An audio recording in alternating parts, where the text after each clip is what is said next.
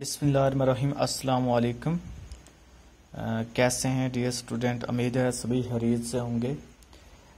आज का जो हमारा टॉपिक है वो जी कैलकुलस का जो चैप्टर नंबर 8 है उसमें हम एक्सरसाइज 8.3 को डिस्कस करेंगे।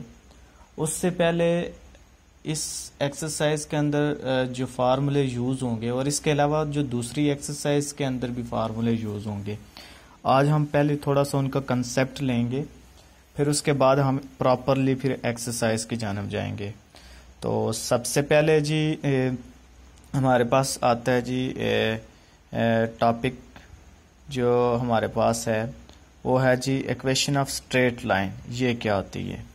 क्योंकि ये कुछ बातें जो मैंने आपको बतानी है, फार्मूले, वो आपने याद रखने हैं, तभी आपको एक्सरसाइज के सही तरह से समझ आएगी।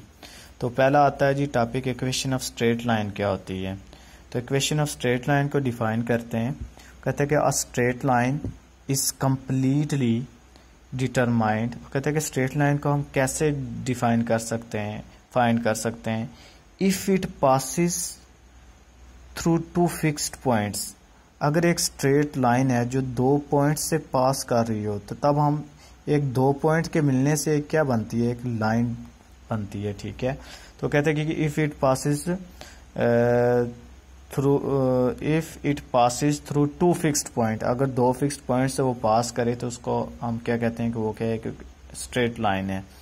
इसके अलावा एक और कहते हैं कि और मजीद हम इसे कैसे डिफाइन कर सकते हैं? और it passes through a fixed point, मतलब एक फिक्स्ड पॉइंट से वो पास कर रही है, and is parallel to the given vector. एक वेक्टर के भी क्या हो, पैरेलल हो, तो फिर भी वो क्या बनती है? एक स्ट्रेट लाइन बनती है। तो वो कहता है कि we first find equation of line through a given point and parallel to the given vector. तो आगे हम क्या करने लगे हैं जी, इसी बात को आगे हम एक्सप्लेन करने लगे हैं एक फिगर के जरिए। तो लेट, मैं कहता हूँ let A of x1 y1 z1 be a fix point. मैं कहता हूँ ये जो है ना ए, ये हमारे पास क्या जी फिक्स्ड पॉइंट है ऑन द गिवन लाइन। मैं कहता हूँ लाइन L है, whose direction is parallel to the given vector.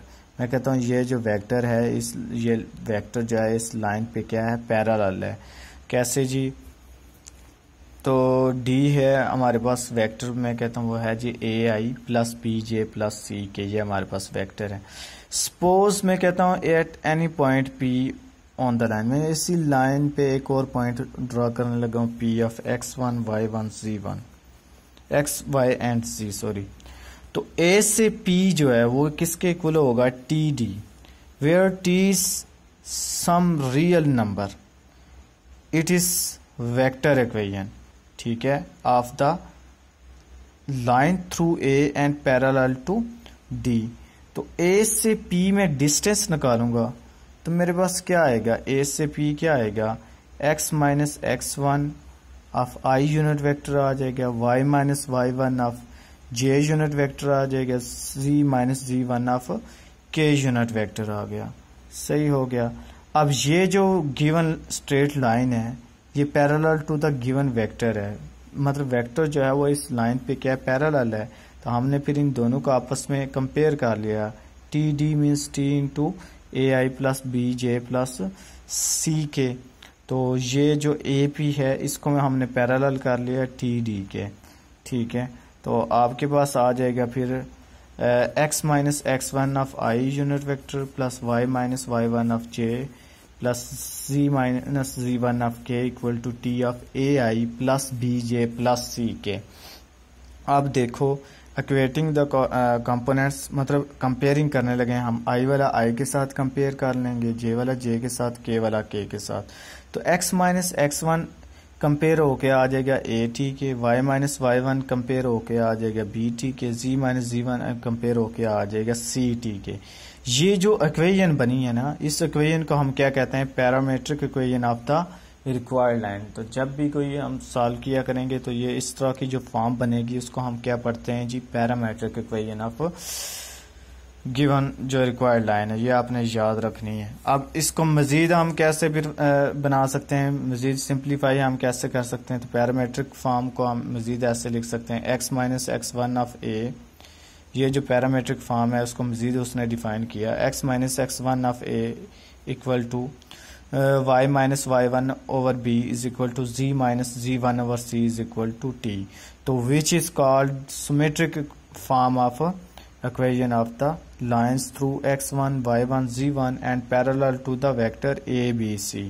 और d of a, b and c इसको हम क्या कहते हैं, direction vector of the line a, b, c are called direction numbers or direction ratio of the given line. तो ये हमने दो फार्मूले सीख लिए जी, एक पैरामीट्रिक फॉर्म आपने सीखा, वो क्या है जी, x minus x one of is equal to at, y minus y1 is equal to bt and z minus z1 is equal to ct.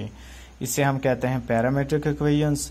और सिमेट्रिक फॉर्म क्या होती है ये याद रखनी है आपने जी, x minus x one over a, y minus y one over b equal to z minus z one over c is equal to t। और ए बी सी को हम क्या पढ़ते हैं, डायरेक्शन वेक्टर या फिर डायरेक्शन रेशियो या फिर direction number of given lines. तो ये आपने जी याद रखनी है।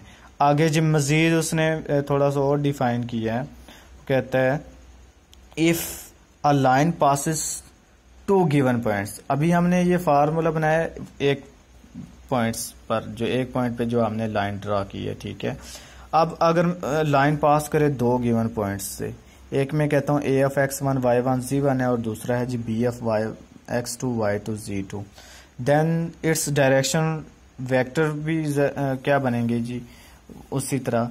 अब डायरेक्शन वेक्टर भी दो आएंगे ना, तो d1 और d2, तो उसको आप कैसे निकालोगे, d आ जाएगा x2 minus x one of i plus इसको डायरेक्शन रेशियो के सॉरी ए भी आप पहले निकालेंगे ना डिस्टेंस, तो ये आ जाएगा x2 minus x one i plus y2 minus y1 j और z2 minus z1 of k। तो इसको इक्वल कर लेंगे d के, is a vector of the given line.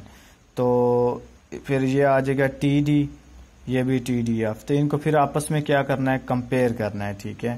तो जब हम कंपेयर करेंगे, ये जी फर्स्ट आ जाएगा x minus x one of i, y minus y one of j, first line जो हम निकालेंगे z माइनस जी वन। हमारे पास दो, अगर एक दो गिवन पॉइंट हो, मतलब यहाँ पे एक a है x1 y1 z1 और यहाँ पे मैं रख लूँ b उसमें x2 y2 z2। तो a से p तक जब निकालोगे तो वो फिर क्या आएगा, x minus x one i, y minus y one j, z minus z one k. और b से p निकालोगे तो x minus x two i, फिर y minus y two j plus z minus z two k of आ जाएगा equal to T D, ठीक है। ये आपके पास दो लाइनें बन जाएंगी। अब आगे जो है ना, आगे बात आपने याद रखनी है। अब दो लाइंस हों तो उनकी सिमेट्रिक फॉर्म का क्या फिर फार्मूला बनता है, इन सभी का आपस में कंपेयर करें तो x minus x one over x two minus x one equal to y minus y one over y two minus y one, z minus z one over z two minus z one equal to t। या तो आपने ये याद रखना है, ये formula बन सकता है, या फिर क्या बन सकता है जी, x minus x two over x two minus x one equal to Y two minus y minus y two over y two minus y one equal to z minus z two over z2 minus z1 equal to t। तो ये जी आपने अगर दो given points given हो तो फिर उनकी symmetric form क्या होती है, ये फार्मूला यूज हुआ करेगा। अगर एक पॉइंट आपके पास गिवन हो तो फिर सिमेट्रिक फॉर्म वाला ये वाला फार्मूला आपके पास यूज हुआ करेगा। तो ये हमने तीन फार्मूले सीख लिए। आगे जी आता है जी एक और टॉपिक के a plane is in space is uniquely determined by specifying a point in the plane and a non-zero vector perpendicular to the plane. A perpendicular to a plane is called, जो perpendicular to the plane होता है उसको हम क्या कहते हैं, normal vector कहते हैं। ये आपको पता होना चाहिए नॉर्मल वेक्टर क्या होता है, जो क्या हो प्लेन पर क्या हो, परपेंडिकुलर हो। A vector perpendicular to a plane, ऐसा वेक्टर जो प्लेन पे क्या हो, परपेंडिकुलर हो, उसको हम क्या कहते हैं, normal vector to the plane कहते हैं। आगे जी एक थ्योरम है, उसके स्टेटमेंट को समझते हैं, वहां से एक नया फार्मूला बनेगा। The plane through a given point A of x one Y one ji one and with the non zero normal vector, ये पॉइंट है और ये क्या है जी, प्लेन है, ठीक है। ये प्लेन पे गिवन एक पॉइंट है ए जो है, और ये जो ए बी सी ये क्या नॉर्मल वेक्टर जो इस पे क्या परपेंडिकुलर है। फिर वो कहता है कि ये इक्वेशन आती है a of x minus x one plus b of y minus y one plus c of z minus z one equal to zero. इसको हम क्या कह पढ़ते हैं जी, इस फार्मूला, ये एक नया फार्मूला फिर आ गया। एक प्लेन आपके पास गिवन हो और उस पर एक पॉइंट और एक नॉर्मल वेक्टर जो है उस पर परपेंडिकुलर हो, तो फिर ये जो फार्मूला होता है a into x minus x one plus b of y minus y one plus c of z minus z one equal to zero. इसको हम क्या कहते हैं, point of is as known as point normal form of plane. तो ये आपने याद रखना है, ये भी फार्मूला क्वेश्चन के अंदर हम काफी यूज किया करेंगे। आगे हम चलते हैं तो आगे जी एक और नया फार्मूला आता है, plane through three given non collinear points. अगर एक आपके पास प्लेन गिवन हो और वहां पे तीन जो है नॉन लीनियर पॉइंट्स गिवन हो, मतलब पी एफ, एक में कहता हूँ पॉइंट है जी P of X one Y one ji one, दूसरा है Q of X two Y two ji two, और तीसरा है जी R of X three Y three ji three. बी में कहता हूँ जी three given non collinear points lying on the required plane. तो आपके पास सपोज मैं कहता हूँ हमारे पास इक्वेशन है जी A x plus B Y plus C plane की plus C Z is equal to D, तो ये आ जाएगा A x plus B Y plus C Z is minus D equal to zero. यहाँ से since P Q R lie on the, देखो अब ये हमारे पास एक इक्वेशन ऑफ प्लेन जो हम जनरल लिखी है। अब हम फर्स्ट पॉइंट इसमें पुट करने लगे हैं पी एफ, पी फिर क्यू फिर आर। पी की वैल्यू पुट करोगे तो आपके पास ये इक्वेशन बन जाएगी, क्यू की वैल्यू पुट करोगे तो ये बन जाएगी, और आर की वैल्यू पुट करोगे तो ये बन जाएगी। अब तीन equation, three non collinear equation of line given हो तो फिर हम उनका सोल्यूशन कैसे निकाला करेंगे, तो उसको आपने डिटर्मिनेंट के फॉर्म में सॉल्व किया करना होता है। ये फार्मूला याद रखना है, x y z one, x one Y one जी one one, x two Y two जी two one, x three Y three जी थ्री वन का डिटर्मिनेंट इक्वल जीरो रख के आपने फिर इक्वेशन फाइंड किया करनी है।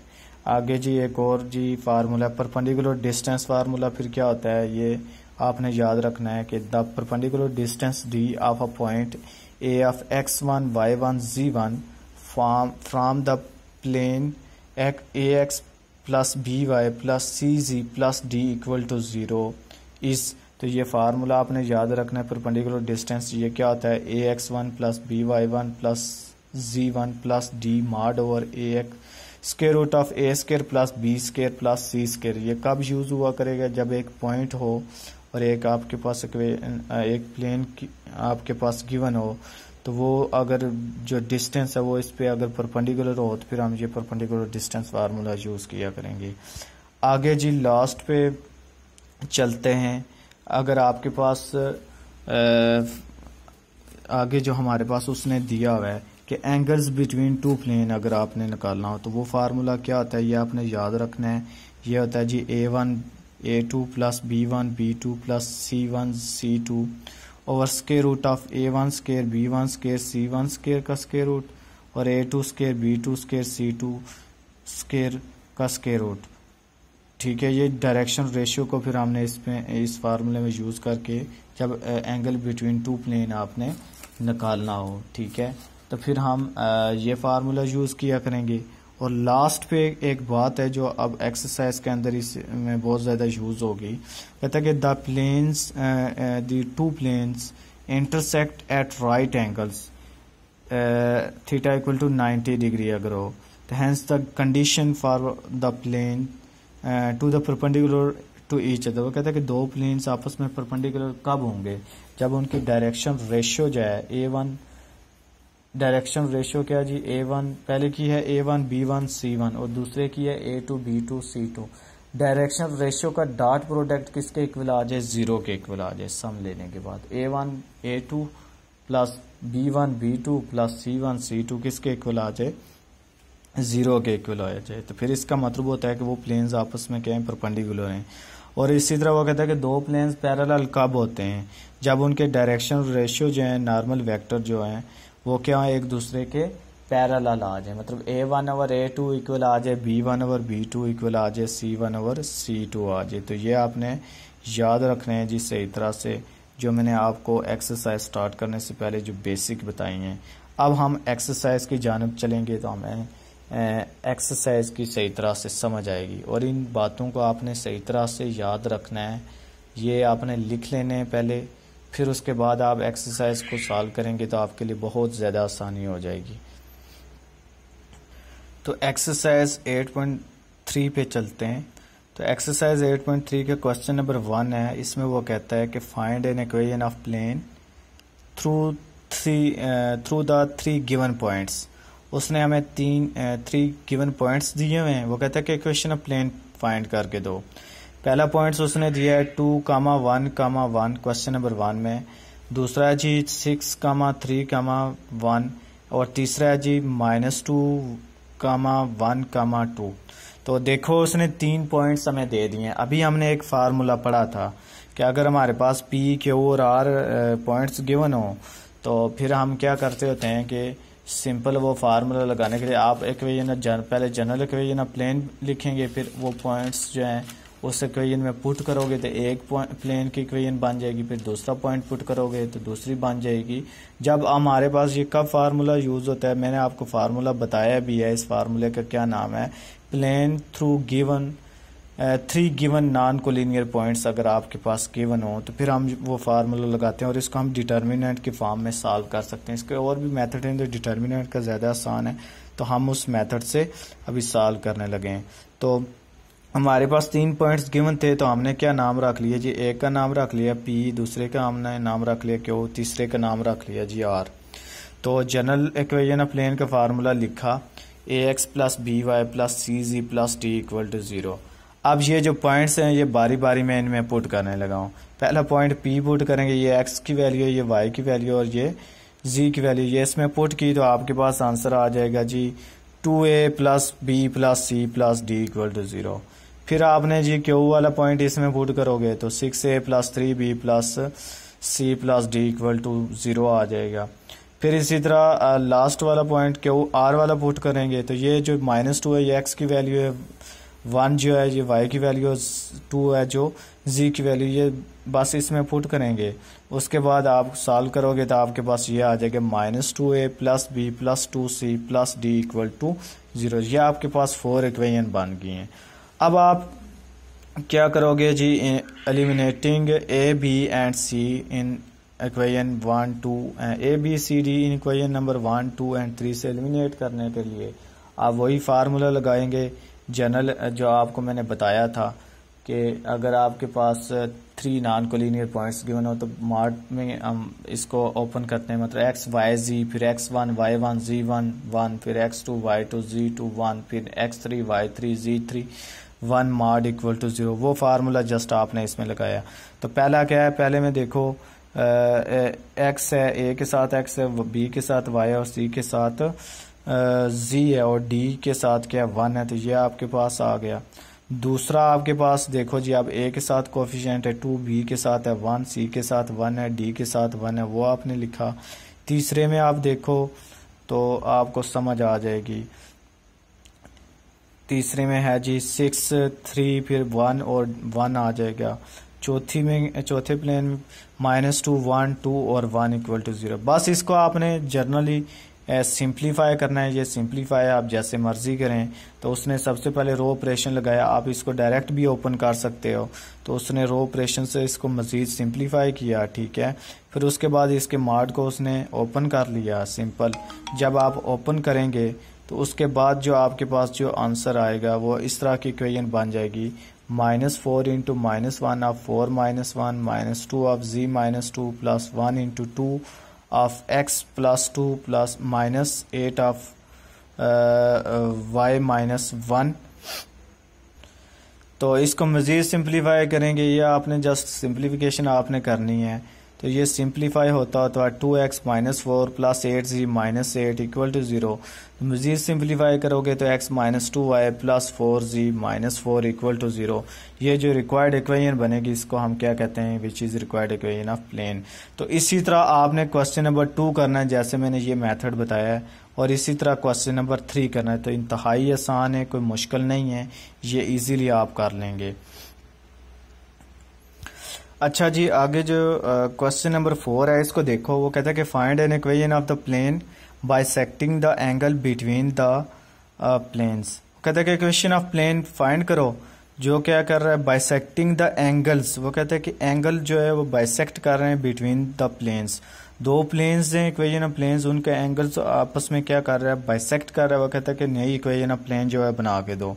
तो इसका सोल्यूशन इंतहाई आसान है। देखो जैसे कि ये एक प्लेन है जी, हमने ए का नाम रख लिया, ये प्लेन बी है, ठीक है। ये पॉइंट पी है जो इन दोनों को क्या कर रहा है जी, बाइसेक्ट कर रहा है। और ये जो एंगल है जो इन दोनों के दरमियान बाइसेक्टिंग एंगल है। तो मैं कहता हूँ जी let given equation of plane जो है वो हमारे पास क्या है जी, पहली है जी 3x plus 2y minus 6z plus 1 equal to 0। इसको आपने इक्वेशन ऑफ प्लेन 1 का नाम दे दिया। दूसरी है जी 2x plus y plus 2z minus 5 equal to 0। इसे हमने इक्वेशन ऑफ प्लेन नंबर 2 का नाम दे दिया। तो लेट ए ऑन द हमने एक पॉइंट रख लिया प्लेन P1 पे, और B जो है वो हमने पॉइंट रख लिया P2 पे। जैसे कि ये पॉइंट ए है जो प्लेन 1 पे है, और ये पॉइंट B है जो plane B point P2 plane 2 पे है। तो लेट हम एक पॉइंट सपोज कर लेते हैं P of x1 y1 z1 on the required plane bisecting the angles between given plane. मैं कहता हूँ ये जो रिक्वायर्ड पॉइंट है जो x1 y1 z1 है ऑन द रिक्वायर्ड प्लेन है जो बाइसेक्ट कर रहा है the angles between the given planes पे, ठीक है। ये हमने खुद सपोज कर लिया। तो मैं क्या करने लगा, अब देखो दोनों प्लेन्स इस पॉइंट पे क्या कर रहे हैं, बाइसेक्ट कर रहे हैं। यहां से यहां तक डिस्टेंस और यहां से यहां तक distance. Then the distance of point P of x1 y1 z1 from both planes should be equal. क्योंकि यहां से यहां तक अगर डिस्टेंस निकालो या यहां से यहां तक, तो दोनों का डिस्टेंस क्या होगा, एक जैसा होगा। तो मैंने फिर वही डिस्टेंस फार्मूला जो हमने अभी सीखा है, सो ए से पी डिस्टेंस निकालो या बी से पी डिस्टेंस, तो ये एक जैसा होगा। तो इन दोनों को आपस में इक्वल रख लिया, A P distance equal to B P distance. तो परपेंडिकुलर डिस्टेंस, क्योंकि ये एंगल जो है ये लाइन क्या है, ये परपेंडिकुलर है इस पॉइंट पे दोनों प्लेन पे, तो ये हमारे पास परपेंडिकुलर डिस्टेंस जो है फार्मूला लग जाएगा, ठीक है। तो दोनों पे हमने परपेंडिकुलर डिस्टेंस फार्मूला लगाया, ए पी पे और बी पी पे। तो आपको मैंने परपेंडिकुलर डिस्टेंस फार्मूला आपको डिटेल से बताया था, वो आपने याद रखना है। वो क्या था, A X one plus B Y one plus Z one plus D mod over A square B square C square का स्केयर रूट। वो डिस्टेंस फार्मूला जस्ट आपने लगाया। तो ए पी पे जब लगाओगे तो ये आ जाएगा, ये प्लेन पी के जो पॉइंट्स है वो आपने लिख लेने हैं। वो क्या है जी, 3 आ जाएगा, और यहाँ से पॉइंट क्या आ जाए x1, 3x1, फिर 2 इधर से ले लिया और इधर से y1 ले लिया। फिर उसके बाद -6 है और इधर से z1 आ जाएगा, प्लस d आपके पास क्या है 1 है, तो वो आ गया मॉड ओवर। फिर इसके जो पॉइंट्स हैं 3, 2 और 6 का हमने क्या करना है, स्केयर लेके स्केयर रूट ले लिया, सम कर लिया। इसी तरह पॉइंट b पे आपने निकालना है, ठीक है। यही ए बी पी आपने निकाला है, तो यहाँ से 2 आ जाएगा, यहाँ से x1 आ गया, फिर यहाँ से y1, यहाँ से x1, यहाँ से 2 आ जाएगा z के साथ, यहाँ पे z2 उसके बाद आ जाएगा जी z1, उसके बाद ये आ गया लास्ट पे z1 आ गया। उसके बाद जी ये d इधर है -5, तो ये -5 हमने लिख लिया कमांड ओवर। फिर उसके बाद ये 2 का स्केयर प्लस 1 का स्केयर प्लस 2 का स्केयर रूट का स्केयर ले लिया। उसके बाद जी इसको मजीद सिंपली आप मॉड खत्म करोगे, तो जाहिर बात है जब मॉड खत्म करते हैं तो प्लस माइनस आता है, तो हमने किसी एक के साथ प्लस माइनस रख लेना है। फिर एक बार हमने पॉजिटिवली इन दोनों को रख लिया, ठीक है। इसी तरह एक बार हमने इनको नेगेटिवली रख लिया, ठीक है, एक बार नेगेटिव इसको रख लिया। फिर इनको क्रॉस मल्टीप्लाई किया, जस्ट आपने सिंप्लीफिकेशन स्टेप हुए हैं, या आप खुद कर सकते हैं, मैथमेटिकल स्टेप हैं। इनको आपस में क्रॉस मल्टीप्लाई किया, फिर इसको जस्ट सॉल्व किया आपने। जब सॉल्व करोगे तो आपके पास आंसर आ जाएगा जी 5x1 plus y1 plus 32z1 minus 38 equal to 0। ये एक इक्वेशन प्लेन बन जाएगी। और दूसरा इधर से आ जाएगा 23x1 plus 13y1 minus 4z1 minus 32 equal to 0। तो ये दो आपके पास equation of required equation of plane बन जाएंगी, जिस पे दोनों प्लेन्स आपस में क्या कर रहे थे, उस एंगल पर जहां पे दोनों आपस में बाइसेक्ट कर रहे थे। तो ये इसका जी रिक्वायर्ड आंसर आ जाएगा। आगे जी क्वेश्चन नंबर 5 है।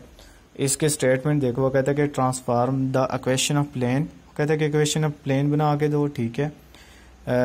3x minus 4y plus 5z is equal to 0 and 2x minus y minus 2z is equal to 5 to the normal form.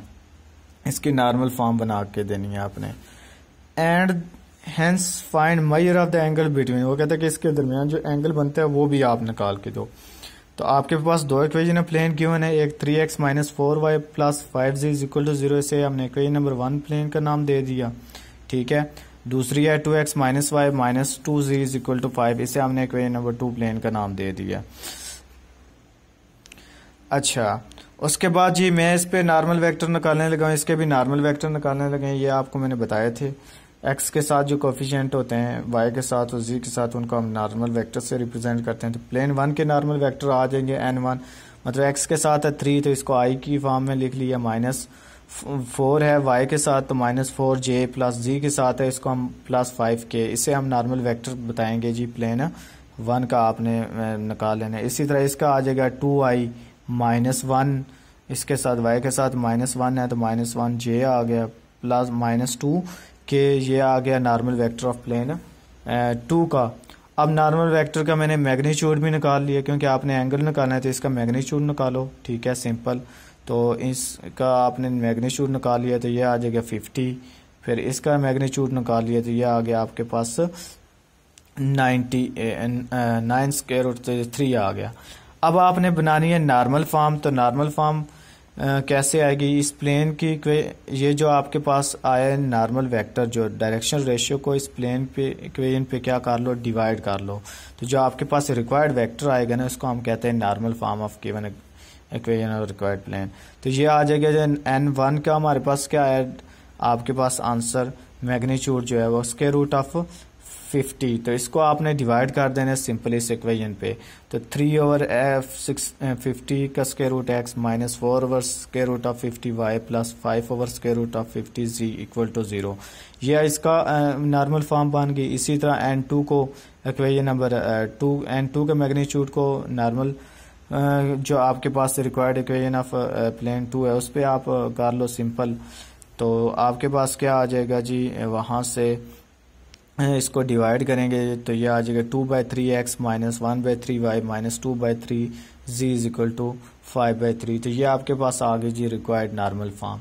अब आपने और क्या निकालना था इसके अंदर, एंगल बिटवीन देम। तो एंगल बिटवीन देम ये फार्मूला आपने याद रखना है। क्या होता है फार्मूला जो angle between the two planes आप निकालते हो, तो n1 dot n2 over n1 magnitude dot n2 magnitude is equal to cos theta. तो n1 की वैल्यू लिखी, डॉट इंटू n2 की वैल्यू लिखी, ये जो n1 की वैल्यू है ये n2 की वैल्यू, इनको आपस में डॉट प्रोडक्ट लिया, ओवर स्क्वायर रूट ऑफ इसके मैग्नीट्यूड और इसके मैग्नीट्यूड पे डिवाइड कर दिया। तो डॉट प्रोडक्ट आपको पता है कि i का i के साथ होता है, j वाले का j के साथ और k वाले का k के साथ। तो ये आ जाएगा 3 × 2 6 आ जाएगा, प्लस उसके बाद माइनस माइनस प्लस 4 × 1 आ जाएगा, और प्लस 5 × 2 प्लस माइनस माइनस 5 × 2 10 आ जाएगा, ओवर 3 × स्क्वायर रूट ऑफ 50। तो मजीद इससे सिंप्लीफाई किया तो यह आ जाएगा 10 माइनस 10/3 ओवर स्क्वायर रूट 50। तो आंसर इसका आ गया 0। तो theta is equal to cos inverse of 0। तो cos इनवर्स 0 कहाँ पे होता है, 90 डिग्री। तो ये इसका क्या आ गया जी, रिक्वायर्ड एंगल आ गया। तो इस तरह ये क्वेश्चन हमारा 5 भी क्या हो गया जी, कंप्लीट हो गया।